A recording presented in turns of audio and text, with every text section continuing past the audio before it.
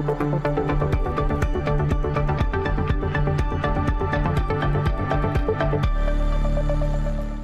there, everybody. Welcome back to Wisconsin Weather Experts on this Monday. Great weekend across southeast Wisconsin, across the state of Wisconsin. Saw some rain and some thunderstorm activity, but most of our weekend here down south was beautiful. Yeah, and we really needed it. I mean, we had the Air and Water Show.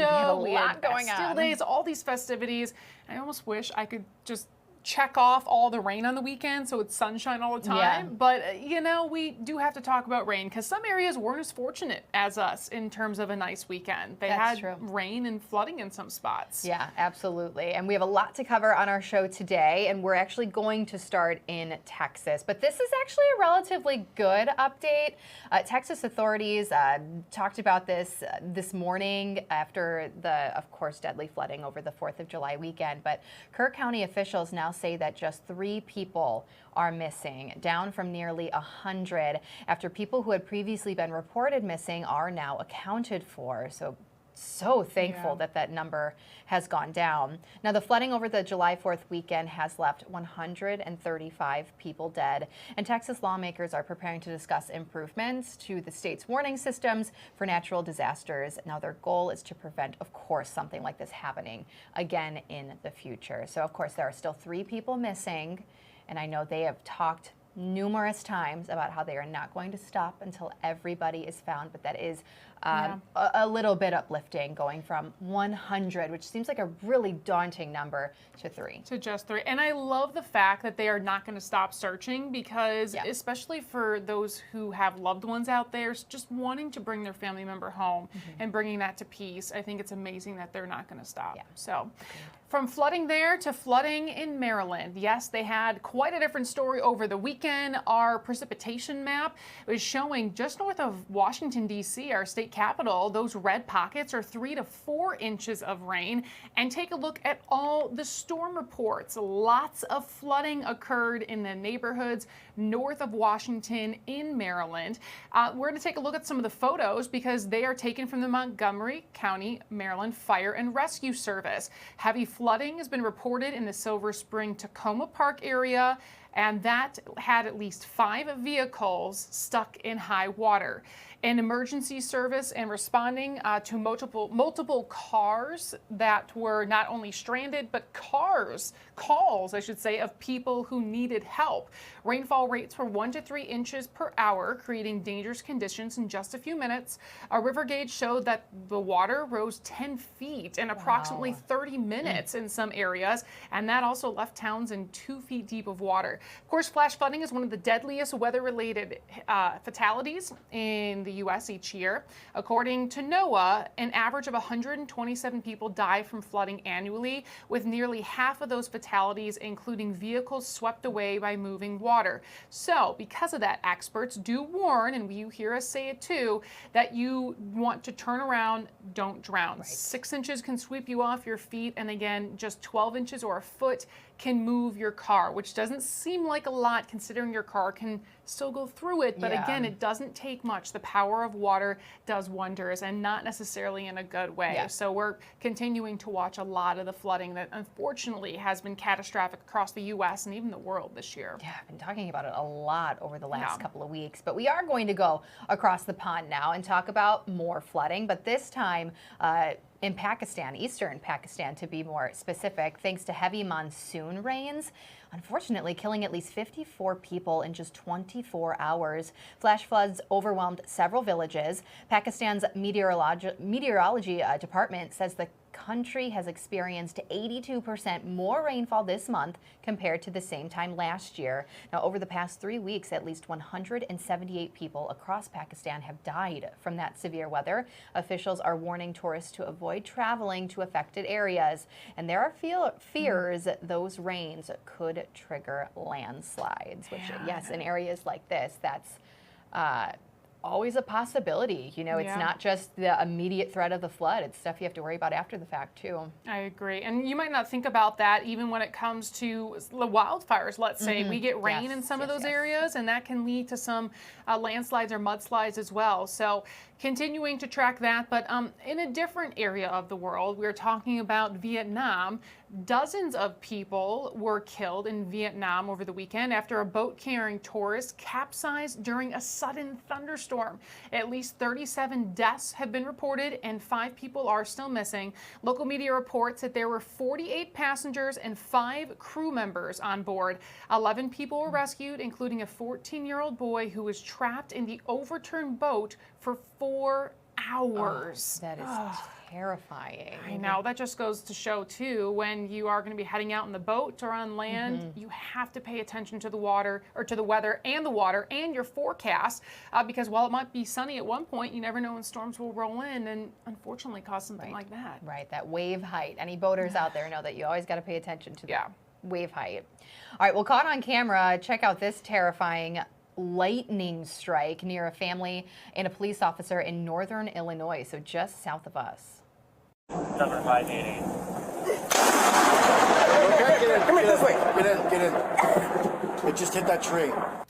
Oh gosh, Oh gosh. I know. I think a lot of us have at least heard that sound where you're just too close close. enough. You know, it hits something. It's terrifying. Now, the lightning struck a tree just feet in front of the officer who was speaking to a family in their garage. Police are happy to report that nobody was injured from the lightning strike, but that is also very scary. It is, and thankfully they were in the garage, not outside standing in the storm. Well, with some of the storms that went through this weekend, it produced some funnels in certain areas, and one a little closer to home than what you might want to see. Too close to home. Right? Severe weather, this was in Manitowoc, actually swung through that area. The National Weather Service says that the funnel cloud formed just before 4:30 Saturday afternoon. It did quickly dissipate, but there were some reports of minor damage around Highway 10 and Interstate 43. Now, the National Weather Service did say this morning that they wanted to confirm there is at least one tornado based on social media video, but the details have not yet been released on the strength of that tornado because they're going to have to go out there and do some assessments. We had all of our windows wide open trying to get some air in, and all of a sudden the wind just started gusting. It was horrible, and I made a comment to my mom that, man, it seems like we're in a tornado, you know, and she kind of chuckled about it, and it was so strong. I was trying to crank my windows in. I could barely get my windows cranked in. It was very, very strong. Things were blowing around. It ripped one of my screens off my windows, and it blew it across the room. I had debris all over in my bedroom, in all the other rooms. It was kind of scary. Those shingles. I know, right? Very terrifying there. Thankfully, no one was injured, but this also just goes to show that if we have a severe thunderstorm warning, you can still have a tornado or a funnel develop from a severe thunderstorm warning, but again, it depends on the environment. Right. So listening to us during the day when we potentially could have severe weather is very important. That's where we'll kind of break down the threats for the day, and if you do have a threat for tornadoes, you have to be cautious, even if that warning is not issued. Sometimes those funnels can drop down quickly and come back up, and at times, reach the ground, forming a tornado. Yeah, absolutely. Well, speaking of more funnel clouds, We're not done. Did not end here in Wisconsin. This is a look at tornado warnings that did stretch down to central Illinois. In fact, Pontiac, Illinois, one of my previous markets, was just one of the locations where they reported funnel clouds. This was not the first one. There was several reports of that. They also experienced heavy rain leading to flooding as well. I have not seen any damage reports from this, thankfully, but again, a lot of areas in central Illinois are rather rural, rather flat, so some of the damage that we would see typically would be to crops, but it is good news that we did not have much in terms of damage there. Yeah, absolutely. Always a cool sight to see, too. You'd rather see a funnel than an actual tornado. Agreed. Then it doesn't touch the ground. Just to, throw that out there. But there is a couple more rounds of severe weather possible, not too far from us here locally across the Upper Plains in the next couple of days. So let's dive into our regional forecast here and talk more about the weather. We have just a little bit of rain out towards the west right now. That's not going to impact us for today. The system down towards the south as well. Not as active, I'd say, at the moment compared to what we've seen at times over the last couple of days, but more is expected to develop as the day goes on. So there is a severe threat more so out west today where you're seeing some of the yellow here. That's that slight risk from the Storm Prediction Center, Montana, over into the Dakotas. There's also just a very small area along the East Coast, including Atlanta, though, and parts of South Carolina under a marginal risk. And then notice Tomorrow, that severe threat just shifts very slightly towards the east, Minnesota kind of being the bullseye there for tomorrow's threat. But the marginal risk, which is that level 1, does inch its way into northern and central parts of our state. And then Wednesday, it kind of sits in that same area, but the slight moves just a little eastward into northern parts of Wisconsin, as well as the UP, and does still include places like Minneapolis. So the next couple of days, I think there will be a decent amount of activity, thunderstorm activity in our vicinity. It just may not be directly impacting southern Wisconsin or southeastern Wisconsin, to be more specific. Just to put it into perspective for you, there is a chance for some showers, maybe rumbles of thunder across northern Wisconsin tonight. Not expecting those to be severe. For Tuesday, though, we could see this complex of thunderstorms developing potentially north of Minneapolis. And now some of our models are split here. Some keep this system way towards the north of us. Others bring it into southern Wisconsin later Tuesday evening. So I do think there's still some uncertainty with this. This model run favoring northern Wisconsin for midday Tuesday into the afternoon, but does pop a few thunderstorms here down towards the south. Otherwise, the heat really builds in for Wednesday, and it does look like maybe Wednesday morning and again Thursday we could see a few more thunderstorms across southern Wisconsin. So just very unsettled here in the coming days, especially with some of that incoming heat and humidity. And speaking of that, there are a lot of heat headlines. In fact, this is new here. That excessive heat watch in that dark red color earlier this afternoon, even we'll say 30 minutes ago, was just across western Illinois. It's now been extended into northern and central Illinois, so right up to that Wisconsin-Illinois border. I would expect us to be in some type of heat headline for Wednesday and Thursday, likely heat advisory, but we'll keep you updated if the Storm Prediction Center does in fact put something into place, which they likely will tomorrow. Forecast highs for today. I mean, there is a lot of heat across the U.S., not necessarily up here towards the north in the Great Lakes region. We're going to enjoy one more comfy day here in Wisconsin, but all of these 90s, they're moving northward in the coming days. So for today, we could see some low 80s in the southern half of the state, 70s up towards the north, and then cooler lakeside. But notice, as we creep into Wednesday and Thursday, high temperatures will be back to 90s, and we could have those heat indices in the upper 90s to triple digits. Right now, it does look like Wednesday could be the hottest, but Thursday is going to be very similar. Dew point's also going to be very high, aside from today. Tomorrow, they climb to 70, and really that high humidity, we are going to feel it in full force by the middle and end of the upcoming week. All right, now let's finish things off with wildfire smoke, and we're going to hear a little bit more from Tom here in just a second about it, but we do still have just a little bit across some of our southern communities. You can see those yellows, those oranges, so really, more so off towards the west, but the air quality, it's improving in southern Wisconsin. It is still unhealthy out towards the west, so this is something we started to see yesterday. We still have it today, but it'll improve later on this afternoon. And thankfully it is going to improve, because I was out there early when it was unhealthy for everyone, and I could feel the tightness in my chest, breathing. I could feel this like coughing, kind of burning in my throat. So then I went inside. So again, even though you might not be able to see it or taste it, it can impact your body because those particles are just so small. I don't know if we have time for Tom's thing now, or maybe we have to come back to it after the break. We're good. All right, we're good to go. Our producer's telling us in our ear. Tom has a lot more information, our chief meteorologist, Tom Walks, on why the smoke was so thick and what do we have to come. Well, take a look at the blue skies that we had in place on Sunday afternoon, and then watch the smoke coming in from the north, the Canadian wildfire smoke coming back into our skies last night. And again, this was from the wildfire smoke up in Canada. I mean, look, you can really see it by the evening hours as the sun was starting to set. Look at how thick that gets there in our northern skies. So take a look. This was from last night in terms of air quality as it was creeping in from the north. Now, let's talk about why this is happening, number one, and number two, why it tends to get so thick in the morning hours. So the reason why it's happening again for us is because the winds at jet stream level are picking back up out of the northwest. It's blowing that smoke in. But here's the deal. In certain mornings, we get cool, right? We cool down a little bit here at the surface, but it often means that we're a little bit warmer higher up. So if you were to get into a hot air balloon in the morning and go up, and you had a thermometer with you, the temperature would actually go up a little bit in the morning. Now, that's called an inversion. in meteorology are a warm inversion layer. Well, what that does when you have wildfire smoke in the sky, particularly closer to the surface, it traps it underneath that inversion layer.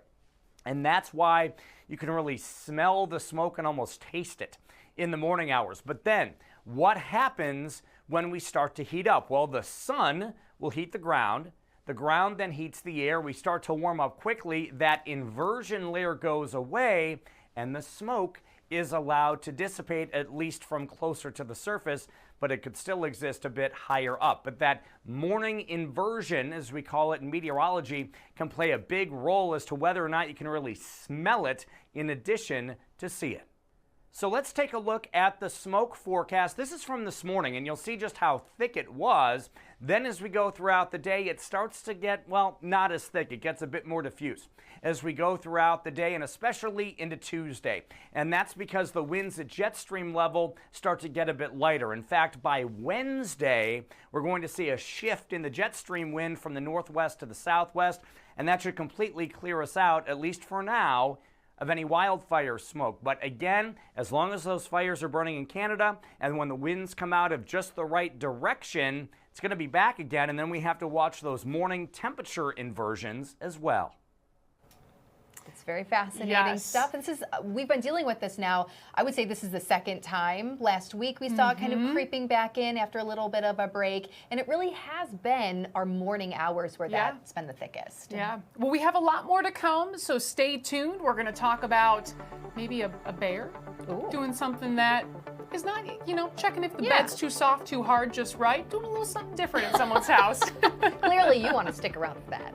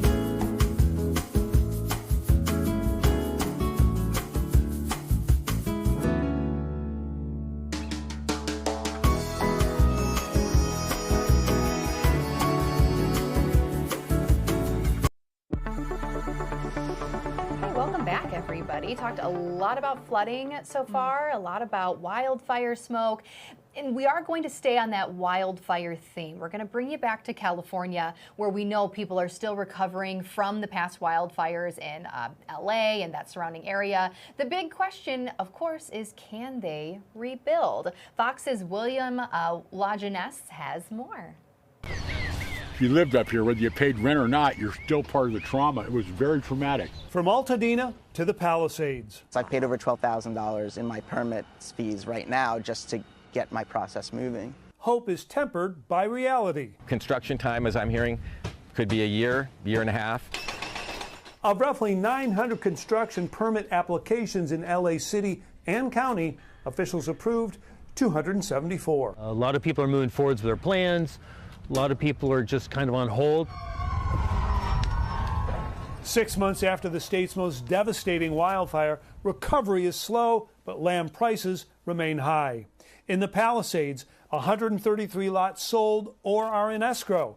Average price, $2.2 million. That's within 5% of asking, despite the lack of infrastructure. There's no schools, there's no churches, there's no grocery stores. Malibu has infrastructure, but coastal lots require more review. You're going to spend $2 to $3 million on just your foundation, your septic system, and your seawall. And that's before you put up the very first stick to build the actual house. In Altadena, 154 lots sold in the last 6 months, most to developers. Locals are afraid of being priced out. I still want to live here. This is home. Others, like Terry Kilgore, are stuck, waiting for an insurance payout. What the hell? I don't like RVs. I don't want to live in one. But at this point in time, that thing's a godsend. So one size does not fit all. Here in the Palisades, you have a declining inventory, and that's good for people who want to cash out. In Altadena, the opposite, a softening market, as many who are underinsured find out they cannot afford to pay off the old loan, 2 years in a rental, with enough left over to rebuild. In Pacific Palisades, William Lajeunesse, Fox News. Gosh, that's a hard story to cover. It is. You know, we were talking about when that story was going on that insurance companies sometimes aren't covering after disasters, not only the fires, but also hurricane issues with flooding. And when you talk about the price of the land and the house, and they're still paying to temporarily live somewhere else, I mean, who can afford that these days? You'd have to really want to live there to make that work. It's going to be interesting to see what they transition heading forward. But speaking of fires, you know, we have talked about a lot of fires this year, and we are going to get you into some weather trivia. Back at it regarding fires. As of July 20th, so yesterday of 2025, the question is, how many acres have wildfires burned in the United States so far this year? You can guess A, under 1 million, B, almost 2 million, C, almost 3 million, or D, almost 4 million. We're going to give you the answer right after we come back from the break, so stay tuned.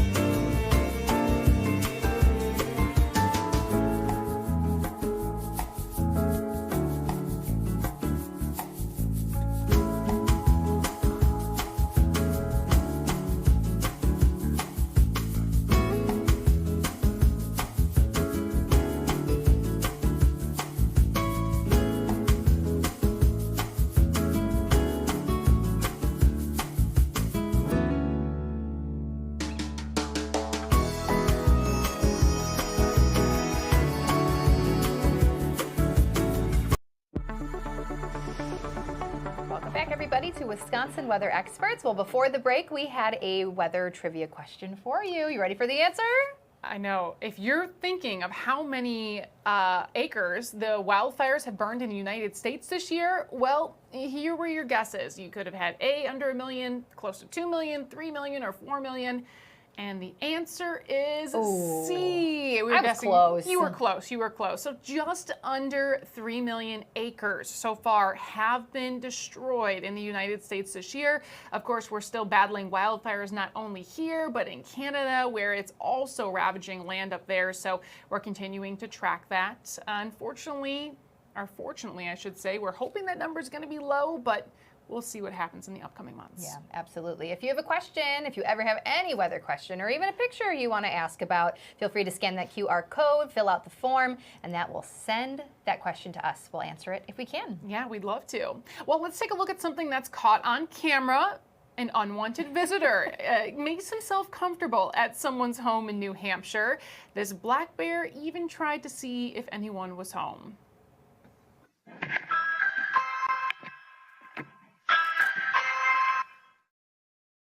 That's one smart bear there, right? Ring camera video shows the curious bear ringing the doorbell and looking in a nearby window.